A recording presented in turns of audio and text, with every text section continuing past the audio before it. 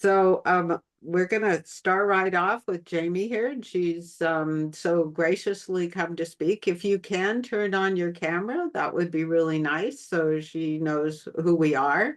So Jamie, just a little background about going. We have about 20 people in the class, and I think about 10 or 15 of those are new, and the rest are repeating again, because this is so much, to be learned in these Hmm. classes.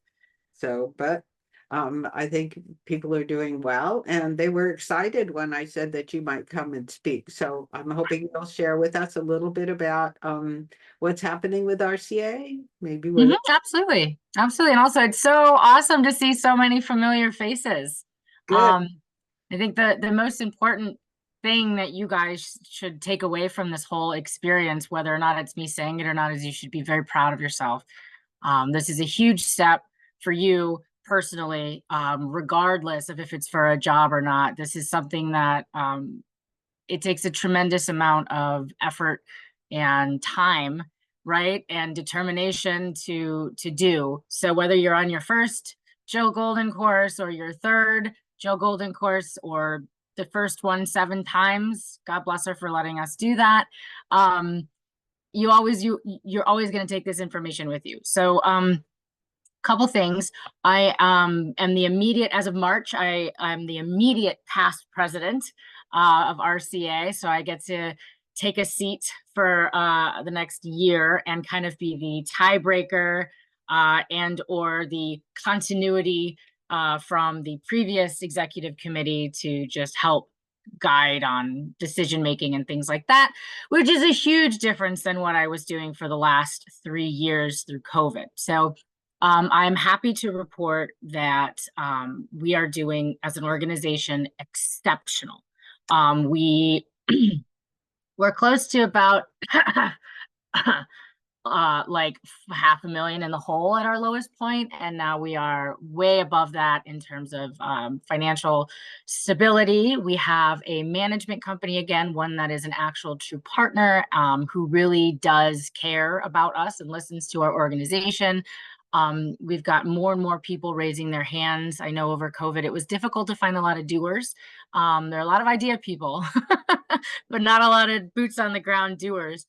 And I know during that time, that was actually the time when I decided to take Jill's courses. I took 2 of them. I didn't take the culinary one. I felt, as I was still paying for my degree at the time, paying off those student loans, I felt I didn't need to put any more money into the culinary bucket. So I went with the general, the food science and engineering and the general culinology one, which I think was the absolute best decision I ever could have made. One of the things that Jill does, which is so incredible, and she is not a paid, she doesn't, we don't get paid for this. She does this all on her own.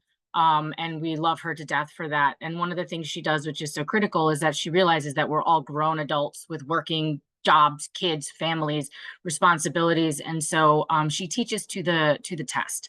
So she follows the syllabus and the very closely.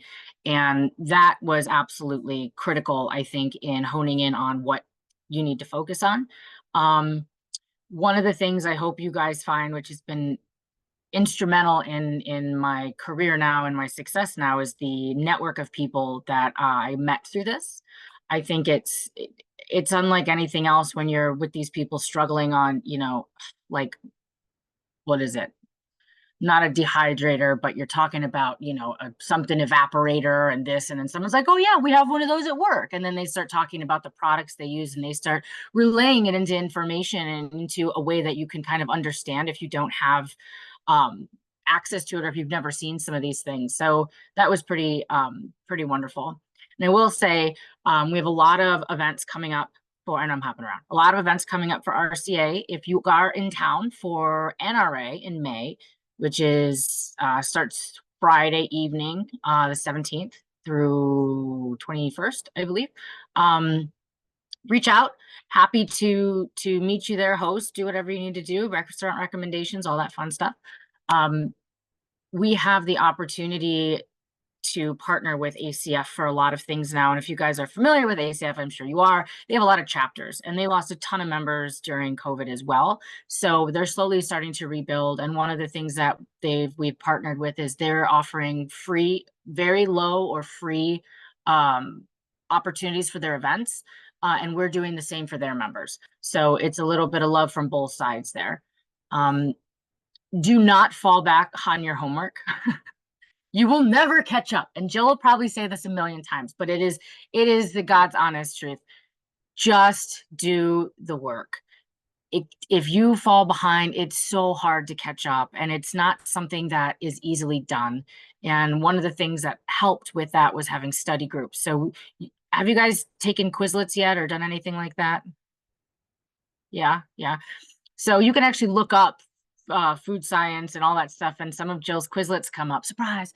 But you can also go in and make your own. And one thing that was super beneficial was we got into a little group of people outside of the class time whenever we thought it was appropriate. And we had a study group, and each section or whatever it was, someone was responsible for, and they would present it out, and we did our own little Quizlets. We found a ton of really fun online learning games that we were able to plug in the answers to and save all your notes, and really focus on the things that you don't know. I will say you're smarter than you think you are, and trust your gut on all of it, because I'm assuming, and I know that's not a good thing, I'm assuming most of you are from culinary. Is that a fair assumption? Right? So trust in yourself that you have a strong culinary foundation, and don't veer from that. Everything else that you are not aligned with or doesn't make sense or is brand new to you, that's the stuff that you need to focus on, because that other stuff will come to you. Yes, I brushed up on the on cooking, and yes, you do that, right? But no, it was, does any show of hands here, who knows Justin Kantak? So that man is a super genius, right? Talk about left brain, right brain. He's, like I say, graph paper and protractors, and I'm like, Play-Doh and glitter glue and all that. And he actually had to take the test twice. So I just want, and he's a CRC and a CCS. So that goes to show that it's not easy for everyone. But I will say that I passed it on the first time by 1 point. So one question. And it was right after, if you guys remember, when there was that big power outage in Texas a couple years ago or something. Do you guys remember what I'm talking about? And the grid, they lost power in Texas, and there was a company in Texas who paid to have some of their employees take the test the next day. And we were talking, because it was myself and one other person who would be able to fill the role of president, because you have to have certain qualifications to do that. And Justin's like, oh, I just got an email from so-and-so. Looks like you're taking your test tomorrow. And I was like, what do you mean? So overnight, I filled out my application. I did all the things. I was just moseying along, taking Jill's classes, getting my brain and my shit together, right? All of a sudden, the next day, I'm trying to find my diplomas, my transcripts. I got all this stuff. And I just focused on what I wasn't comfortable with. And then I took the test. And so if anybody ever asks, I'm smarter than Justin Kantak, was the point of that story. But in all seriousness, you guys are all in this together. Rely on each other, ask each other questions. It's such a wonderful experience to go through something like this with someone. You get to buy new notebooks, which I love. Invest in a really nice pen, unless you do everything online, digitally. But I'm here to help. If you guys need anything, reach out. I can help organize or form a study group for you, show you how it works. I'm sure you're all very capable. But if there's anything else that you think of or you might need, don't hesitate to reach out. If you have questions about certification and what qualifies, I do have a lot of people don't come straight into this career, as you all know, right? You're either a line cook or maybe nutrition or a culinary student or food science or whatever it is, and you end up in this position and you don't know necessarily if you qualify based on so many hours and all this other stuff. So we do a very thorough job of making it an individualized process. So if you feel like, ooh, I don't know if I have all these things, but I do know I have XYZ, we are very aware and empathetic to that. So if you have any questions on that, you can direct them to myself. Does anybody have any questions or? comments. I see Chris. We all need to congratulate a round of snaps for Chris. Did someone get a new job?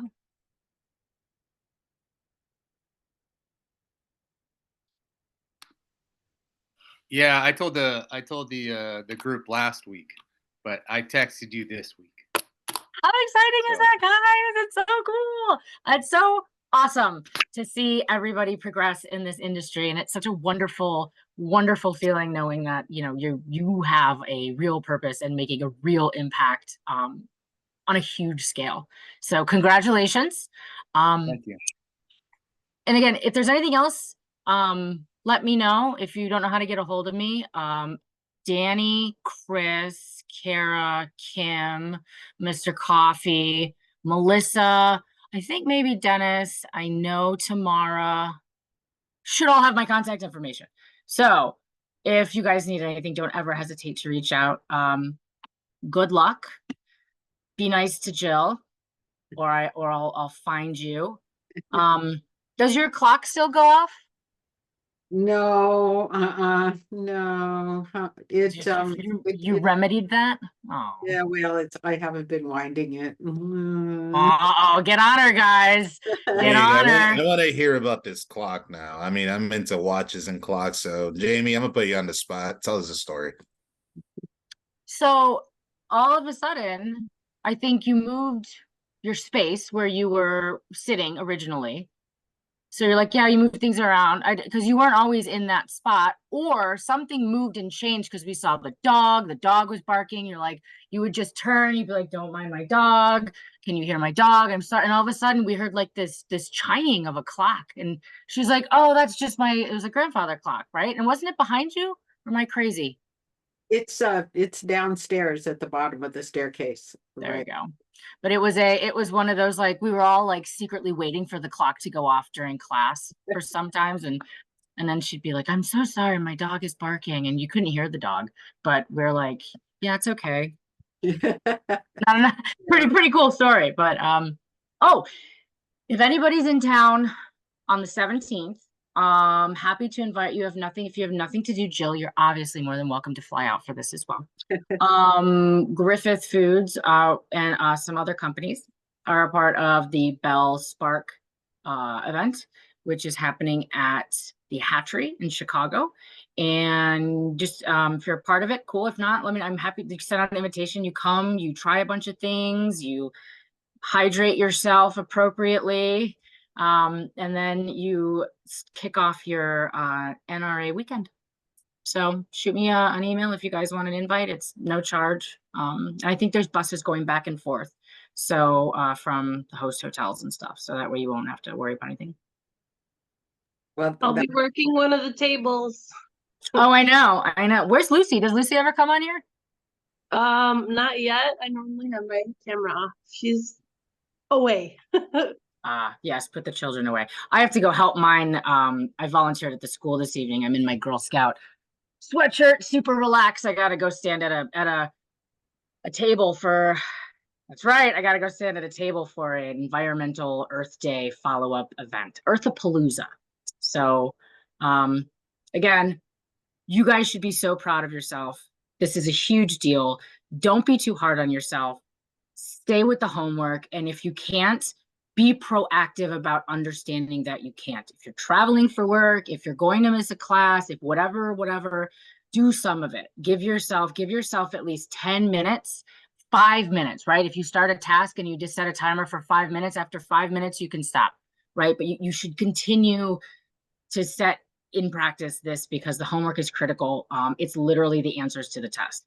So, and Jill doesn't give you any fluff either. So you're literally getting the answers to the test. And if there's a discrepancy, and I think we've corrected this, but if there's a discrepancy, always fall back on the culinology book, whatever that one says. So right. Yeah, that's what I usually tell everybody, is that if there's a difference between the two, we'll go with the culinology book. I mean, we can't go wrong there. So, and unfortunately, it's very quiet here now. My dog passed, so no dog. Oh, no. but Oh, you know, sorry. oh, no, it was sad, so, but anyway, it's very quiet, no dog barking, but maybe I will see if I can get that clock to work again. And I expect a full report class when that clock starts chiming.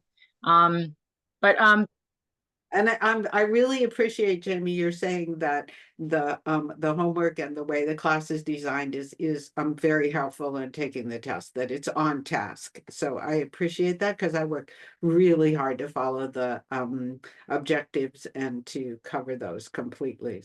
So yes, and it shows. And obviously, Justin didn't take your classes. But also there is a practice test available online. It is questions that didn't make it to the final exam. So if you want to feel how that's going to be, you take that. You don't have to pass that. That's literally a practice test for a reason. Again, if you have any questions on requirements that you may or may not have, feel free to reach out to me or anyone on the board. We'll direct you if we don't know the answer.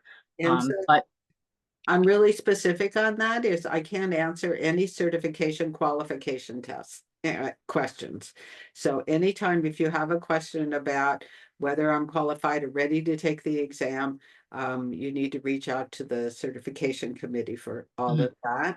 And they will be able to, or to you or whatever. And I also want to encourage everybody to start their application process early. And we talked about that a little bit last week.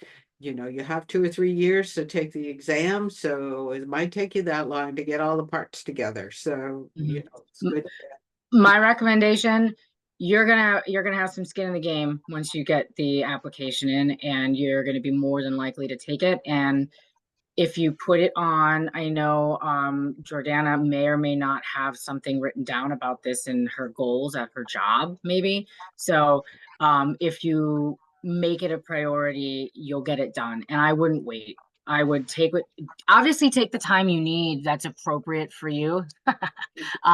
But be mindful of the fact that if you're just gonna spend all this time and energy investing in something and then just wait and stop, it's going to go away. And yes, things happen. And I know that some people have had to take the classes multiple times. That's okay. That happens. And that's totally fine. It's actually, it's better, I think, because you get to go through it twice, and everything that you don't know from the first time you took it, you get absorbed again, because it's literally teaching to the test. So you're able to focus on those things again. But the application process, it's a one and done. It's the most difficult part is getting all that paperwork together. And a lot of people have a lot of questions. So I worked in restaurants for 1 billion years, and I did all this menu development for this, and I've done that and that and that. And I know the team that's on the committee for certification, it's such an individualized process because there really is no straight shot from the industry. How long of a process is it usually? Is there like a usual time span for how long it takes? For the application? To check all the past work experience and all that? Depends how much of an organized person you are. I mean, they're not calling up your college. My college doesn't exist anymore. Yeah, Kendall mine doesn't College either. got bought by another school for $1. So, but they know a lot of that, and they also know that restaurants close. Think of all the places that you may or may not have worked that have closed during COVID and are not back anymore. So the idea is not to stop or halt progress. The idea is to really look at it and say, okay, they did put the time and energy here. We see that, check. And at the same time, they're not going to you're gonna, if you're lying on your application, I don't know why you would. But if you are and you pass, that's great too. I mean, we don't stick I mean, now that we're recording, but I mean, to be fair, we're not trying to make this the most difficult process, but there are some things like, if you have to have a degree in something, or you have to, have a certain blood type, yes, we'll have to check that. But once it's in, and the paperwork, they usually look at it, and within a week or two, you're golden. Chris? Yeah, sorry, I just wanted to bring that up. So I just got, I got that approved probably a month and a half ago, but the process is hard paperwork wise, but it took probably 3 weeks to get an approval email back. So it's not like this 6 month, 8 month trying to get a global entry thing that takes 12, 14 months. I just got my global entry. Yeah. Yeah. It's funny that my whole family got it except for me. But I'm still waiting. But maybe What's on your report? What's in your history? That's why. Exactly. Who knows? But no, it's a lengthy paperwork, but getting the approval, it doesn't take very long. And then again, if you can't find the paperwork, or if the school's closed down, or if your diploma's shredded, or whatever it is, you just got to contact them, Carl, and just, hey, this is what's going on. I mean, again, we're not trying to make this a process that is completely hard to do. We want people to get certified. We want this, you know what I mean? But also at the same time, if you're not going to be truthful and honest about it, it's going to bite you in the ass in the end anyway. So it's your karma, man. So. Yeah. And I do think it's important to get your certification, get approved right now, because what I always tell the class is that you won't get any smarter after you stop taking the tests. You think, oh, I'm going to study more and I'm going to do it. It's not going to happen. So when you finish the class, you need to sign up for the tests right away, because you don't really get any smarter. Most of us have all these good intentions, but without the structure of the class, we just fall behind, and pretty soon it's 6 months or a year and still haven't taken the test. So take it when you're ready. Right?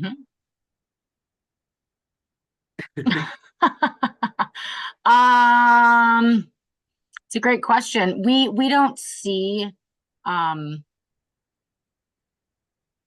people in colors or cultures. We see in beautiful, smart, talented humans. Dan. I will accept that answer, but I think I know he's not Mexican, but Jerome. I think, right? Jerome Rojano. Isn't he like he's Filipino. Yeah. Yeah. Same thing. Yeah. Kidding. But no, in all seriousness, I was just, that always crosses my mind, because there's whoever knows me, like, we all started cooking early, right? 15. So it's a thing that as we go up the ranks, it becomes very prevalent. So, I mean, am I interested in the CRC test? Sure, right? Am I more interested if I can do something for my culture and advocate for it for all those culinary students that may think they want to spend 20 years behind the line where there's a different avenue? So I don't know. I'm just always trying to hold the door for my people. Yeah. Oh, I love that. That's commendable. I mean, I can find out. I don't know, and I hate to say it, I don't know if we're going to be able to have the correct information because of the prior management company. I don't know necessarily if demographics were on that. Now we have to ask things like pronouns and stuff like that on certain things. So we might not necessarily have that data, but it doesn't hurt to ask. I can always find out. Rosa? Oh, I think you're on mute. I can't hear you. Uh-oh. She's in her office. We gotta talk really loud and say bad words. Oh, well, let's, did you figure it out, Rosa? No. Okay, put it in the chat. Kara, did you have a question? Hi, can you hear me? Yes. So sorry, my headphones died. Jamie, first of all, thank you for taking the time and coming in, virtually attending and answering our questions. I do want to contact you privately and ask you, and you can answer all of this, but I'm one of the people in the vast majority of people who do have that culinary background of 18 plus years, but just a year ago came into the food development world. So yeah, but just to verify the process and the steps, it sounds to me that I should just go ahead and see if I can get apply to see if I'm eligible to take the test, right? That's what I mean. Yeah, you can look at the requirements, and it's kind of check off the list if what you have, what you don't have, or if you have something that you think would be meaningful to check it off. Right. Meaning like sending all my information and my work background, etc. So after I get approved, that's when I have. How long do you have to take the test after you've been approved? I think it's like 2 or 3 years. Okay. Way too long, if you ask me. That is just, it's a great opportunity for RCA to make money on people who, oh, your 3 years is up, you got to apply again. But I mean, come on, we've never done that. And it's also, it's just not a smart thing. I think Okay. somebody said last week, I think they said you have 2 years, and if you ask, they'll extend it to 3. Yeah. And I threw my cell phone in the chat, so you feel free to reach out. Okay. Yeah, that'd be great. Thank you. You're welcome, Ms. Watkins. Hi, Jamie. How are you? Hi. So good. How are Okay. you? So good. So I'm guessing it was because of the management change, but I had quite a hard time getting a hold of someone to get my like acceptance or whatever renewed. I guess my question is, I most likely will want to go to a testing center once this course is over, because it's probably just easiest scheduling wise. How, I know it says RCA needs 2 weeks on their end, but do you think it would take longer? Like I should be working a month out before I want to take the test to get it to the testing center, or we should be good to go now since the new management Things company are is much better now. It is a well-oiled machine now. We were getting applications in, and the other management company who had already broken up with us, like they didn't tell us at the time, and like they dropped off our hoodie, gave us the keys back, like we were done. We didn't know that. And so they stopped doing any active work on various channels within our organization. So they were not doing anything for students. They were not doing anything for certification. They were not doing anything for membership renewals or membership. So it turned into this horrible limbo of, well, we don't know who apply. We had there's this gap in time. And I think if you're saying that, then it sounds like you fell in that gap. We've identified some people who came and they were like, well, no, I turned it in and yeah, I haven't heard anything back yet. It's been a year or whatever it was. I was like, oh my God. Like, yeah, no, we can definitely fix that. And I think, I'm pretty sure, don't quote me on this. I think you can take it like at your house, right? Like, couldn't you just take it? You just have to show your space in your area. I don't necessarily think you need to go to a testing facility because it's done. I think someone is monitoring it. That's why they have the courses on certain days and times, because it's probably usually Carl Marsh, Kian. It used to be Nick Landry all the time. They would rotate between who would sit in proctor. And they're literally just staring at you while you take a test while there's like a timer, and they'll tell you when it's been like 12 hours or whatever it is. It's an unusually long amount of time. I was gonna say, can't you have your HR proctor the exam as well, too? Because I know during COVID that was an option. See, that's what I think. I don't think anything's changed from that. I think we're trying to make it as accessible and easy to take the test. I just know that from the organizational standpoint, we were holding a few every month, and it was Nick and Kian and Carl and someone else who would cycle through who would be the proctor. But that was just like the RCA one. So if I believe, yeah, the HR people can. I know there are certain people within organizations who are approved to be proctors. I know Tyson has a big community of CRCs and CCSs, and they actually have, I think it's Craig Campbell, who's the one there who's able to proctor on site. So also, I'll be honest, if you need, I'm happy to proctor. I don't know if I'm allowed to, but I took the test, so it's not like I couldn't. That's kind of one of the things too. So I can double check on all that if you guys want me to. Not a problem. That'd be great. Thank you, Jamie. Yeah, thank you, Jamie. And I really appreciate that the organization is doing so much to help people, to do well. And so and that we're moving along on the right track, right? So Yes, yes. I did put your contact information in the minutes. I mean, the notes for today. I see I have the wrong phone number, so I will update that before I send them out again. Yeah, if you're calling my work phone, I don't answer that. I would. That's my hotspot for when I'm traveling internationally. So But we- good we- luck to all of you. Ask all the questions.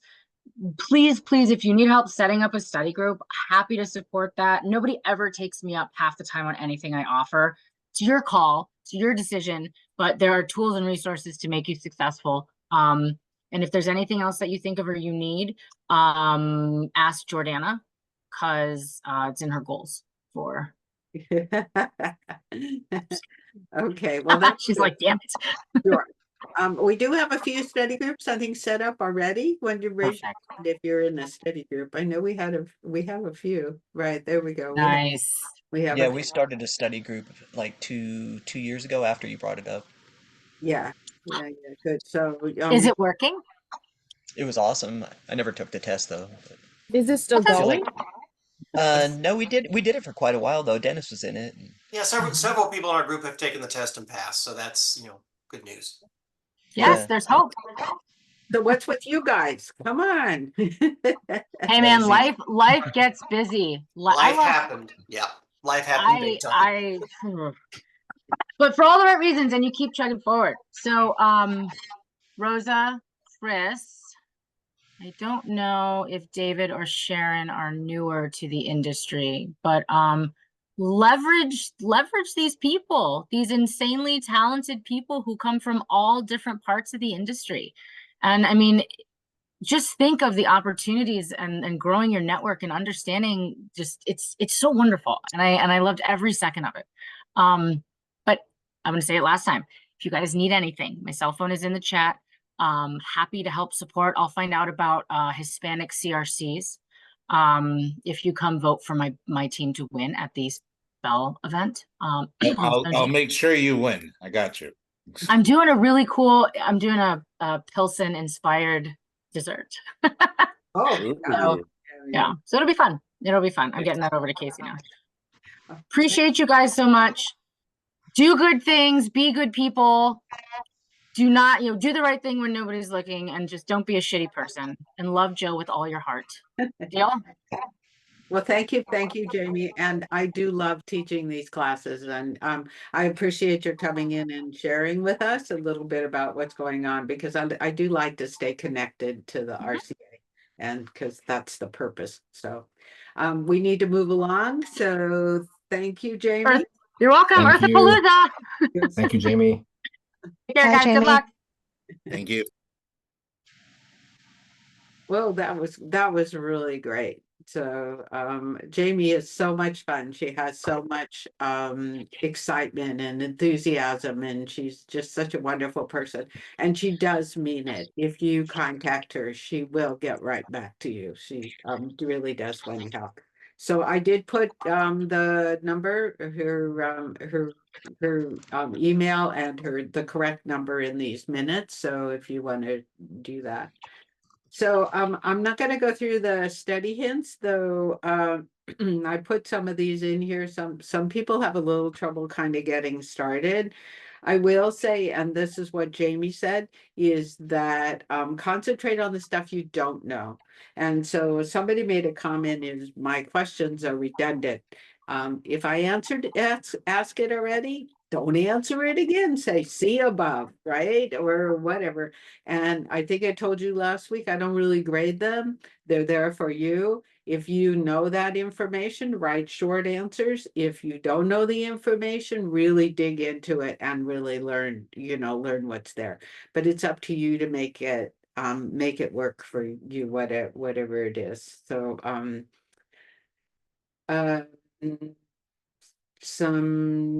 anybody else? A couple of people in the discussion suggested that you kind of skim through all the questions before you start. That way, when you do the reading, and I really encourage you to read the whole section not just for the answers, but to read the whole chapter, or at least that section of the chapter so that you have it in context. But sometimes it's helpful to read through all of the questions, and maybe there's a couple extra. And then once you've done that, go back and look at the learning objective and see if you can feel comfortable answering the learning objective, right? So once you've done that, so I write those minutes, those questions to help you answer the questions in the learning objectives. Does anybody want to add anything to that?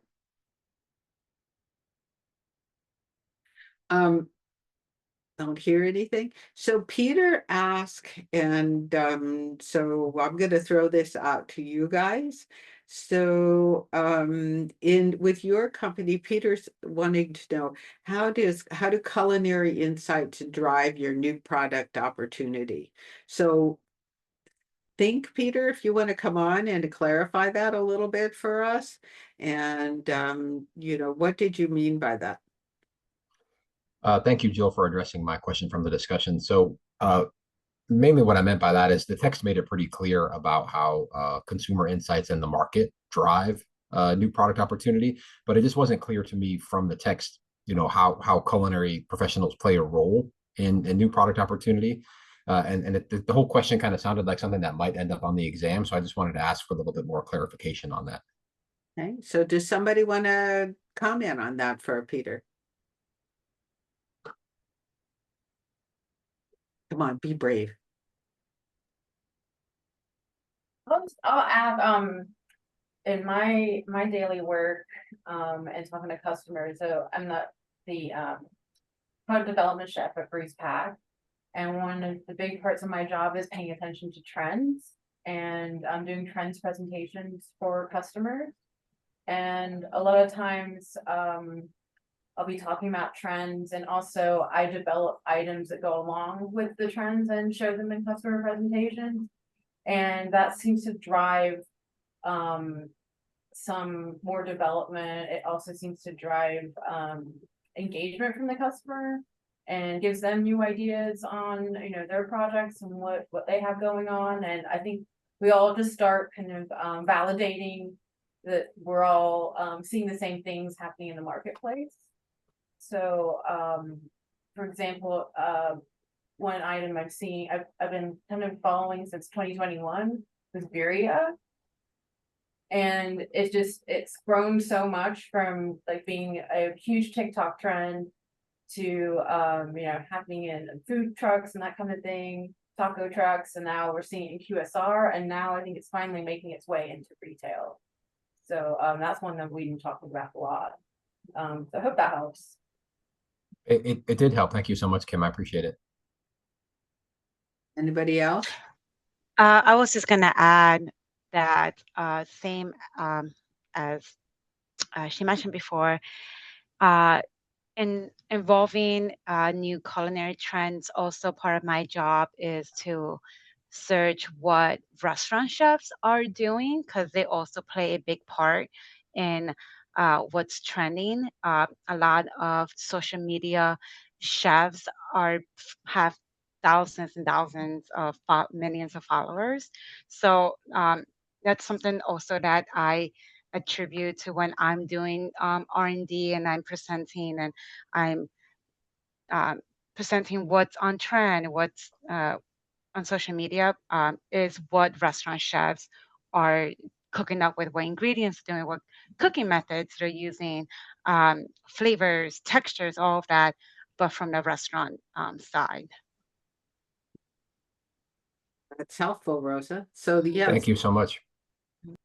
Our company, so I work with Griffith, with Jamie, and I'm in Canada, so it's a little bit different, but we have a lot of like formal insights programs at Griffith. So we subscribe to a lot of data and like from different companies. And I find that that's really helpful if I'm feeling kind of uncreative, or if I'm put on a spot to, where someone says to me, "Hey, chef, what's new and interesting out there?" And I can kind of go and play around within the systems, look up certain flavors, see if they're trending, look up certain flavor combinations. So it's kind of I think we all inherently know what's new and interesting from our day-to-day lives, but it's a way to kind of validate sometimes an idea, or if there's something that you're thinking is really crazy and it's out there, but you can find validation that those flavors really work together, or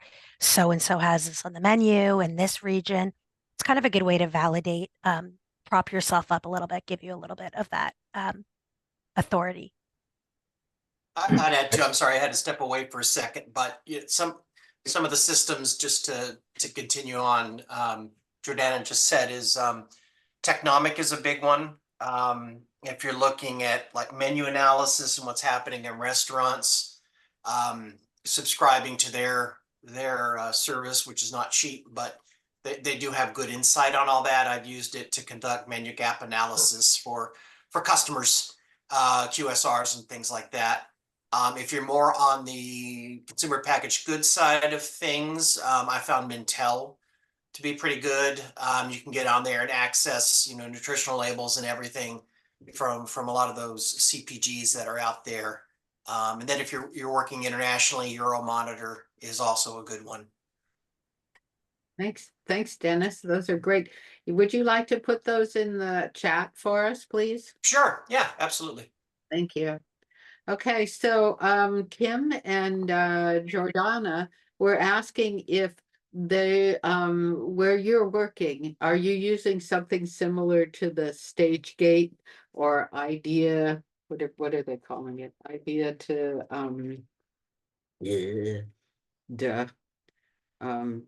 idea to launch process. So can we just get a kind of in the chat maybe? Can you just say, does your company use something like that, or do you use a much more informal kind of a system? So are you using an idea to launch or StageGate process? Yes, no? You can add something into the chat. That would be great.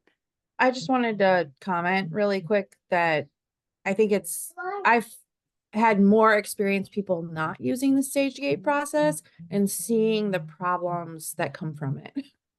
And so I think it really is an important thing to kind of at least sort of follow the process. It's important. Anybody else you want to comment on that? No. I have a feeling, yeah, I would have a feeling it depends on how old and how big your company is, right? I would think that the larger companies, the ones that have been around for a while, probably have a much more structured process. But I think whether you go through all of the individual steps, or if you kind of combine some of those steps together, the thought process behind it, okay, we're going to do these things first, and we're going to do some we're going to do some research first, and then we're going to stop and gather ourselves together and see how we're doing, and then we'll do a little bit more. Having a process similar to that, no matter what the steps are or how your company is really important to kind of make it more successful. Because what we do know and what the book says is a majority of the new products are unsuccessful, and that's a really expensive mode of operation. So you want to be sure that when something hits the market, that it's really successful. And this is one way to do that. I will say that if your company is struggling with that, the authors of this chapter, I happen to know them. So Marilyn Carlson, she comes on and talks every once in a while. She's retired now mostly. She's up in the Seattle area, but I bet you could contact her if you wanted help with that. Of course, Robert Danheim and Skip Julius are also great resources. So this is a very well-written chapter. Some of the chapters in the book are not as well written, but the people that wrote this chapter really know what they're talking about. So take your time and read it. And if you want to reach out to somebody, Marilyn, I can give you her contact information, but she's a great resource of years and years of experience. So I hope that answers some of those questions. Keep them coming. I love having questions in the discussion. That's where I learn what you're thinking about, right? So most of this class is me giving to you. So this is your opportunity to interact with the class, and so I do that. So there's a bunch of learning objectives for this section. So we just talked about consumer market and culinary insights. We'll be doing a section on sensory analysis, and we'll be looking at consumer testing and the different ways that you can do that, for different consumer, how to test. And so we'll be talking a lot about consumer insights and how you find out what those are. This one is explain why it is important to understand the critical attributes of a gold standard that the commercialized product must have. So just to know that, whoops, what have I done? That the commercialized product must have. So I think that when we're talking about StageGate, we're really talking about before you ever go into the lab, before you ever really start doing it, what is it you're expecting? What is the outcome that you're looking for? And I think that's what that is asking. And then it talks about the cross-functional team. And it's so complicated to create a new product. There's all kinds of stuff. There's the manufacturing, there's the labeling, there's the marketing, there's the, there's the business part, the ingredient part, all of that comes into the culinary. And so to have a cross-country, it's too much for one person to know. So we always need to be reaching out to all the other parts of the company. And the more successful we are in reaching out and developing a cross-functional team, the better off we're going to be. And I think that's what that one is all about. And then how to use the gold standard as an anchor to product development and to limit product drift. So that again, as over time, things change in the plant and ingredients change and things just kind of drift a little bit. So having a good gold standard is always a great way to, to do some comparison. So here's the product development team again and every member. And then this, of course, has to do with the culinology and the gold standard. So this is the reading. Also in the questions was to talk about the project statement versus the product statement. And these two are very different.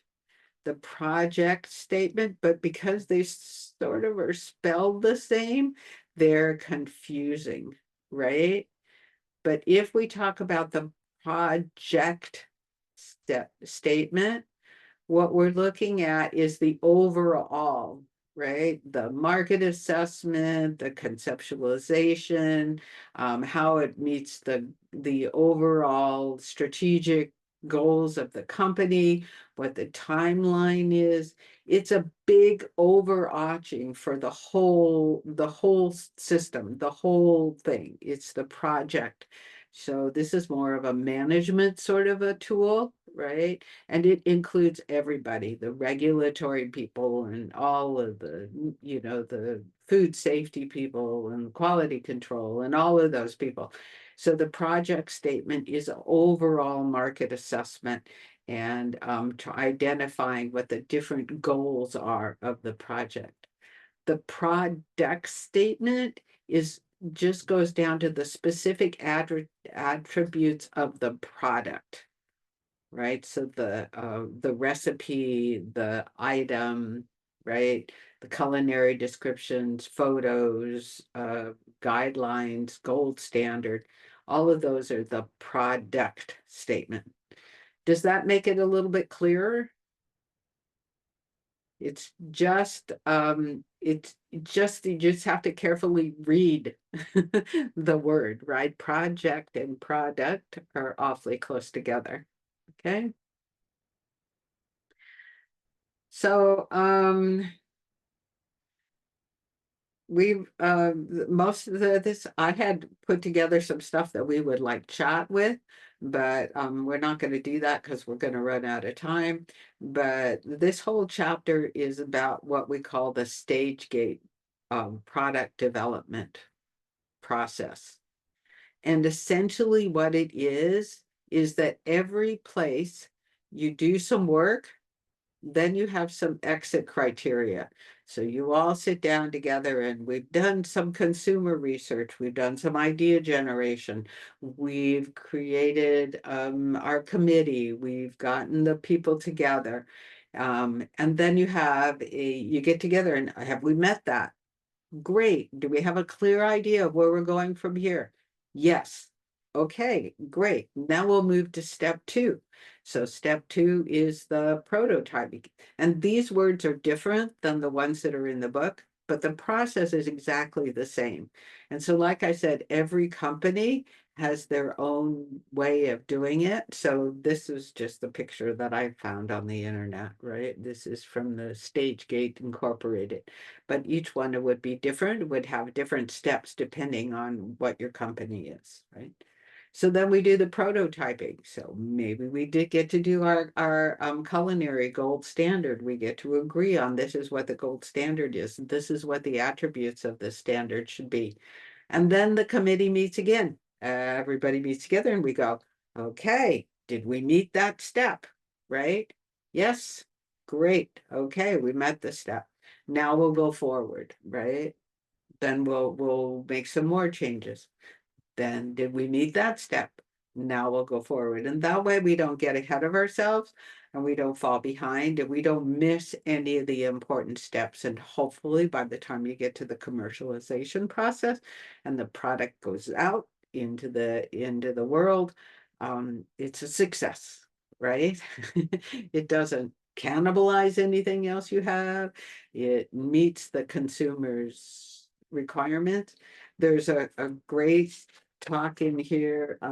One of the little highlights in here, or the one on the gold standard developing the potato wars, the Spud Wars, right? And they created their gold standard. Just, you can do anything you want. Let's just make it the most wonderful in the whole wide world, right? But then it didn't meet the consumer expectation. It was over double the amount of sodium that the consumer would accept. And there wasn't anything they could do about it. So they'd done all this work. Now they had to go back and start over. So using a stage gate process like this helps you to move ahead in a reasonable fashion. So does anybody want to, and I just want to, one last thing before I do that is when we look out at all of this, read these little highlights that are in this chapter, the ones with the pretty pictures, because those really highlight what's going on and makes it easier to understand. Does anybody have any last minute comments before on StageGate? Has anybody had any real life experience with a StageGate process?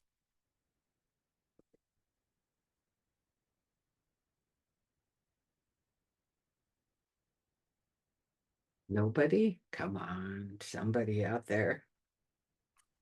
Like I mentioned in the chat, in our company, it's a pretty informal process. We have an R&D meeting once a week where we bring new products to the table. We got to have target selling price and put in there some of the manufacturing parameters and everything else like that. But it's a little bit like at certain times they don't drill down enough into the approval process itself. So a lot of things can get through that are, smaller volumes that don't align with company objectives, or it's in our company that sometimes they favor agility and a little bit over analysis. So that does lend itself sometimes to us getting into some trouble as we move kind of, down through the process into the first batch and everything else like that. And we still have a lot of things to figure out. So that's made some of this reading interesting to me in this content this week. Well, good. Thank you, Peter. Anybody else want to comment on this?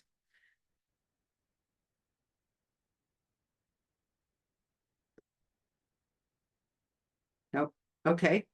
Well, we're almost out of time, but I will say, no matter what kind of a process you use, it's good to make sure that you have a team from all the different areas and that everybody's working together and that you have input from all of these people, because in the end, you won't want to go through all of this and discover that this is a product that you can't sell, or, doesn't meet the market or whatever. So, and make it happen a little faster. All right. So that's all I have for this week.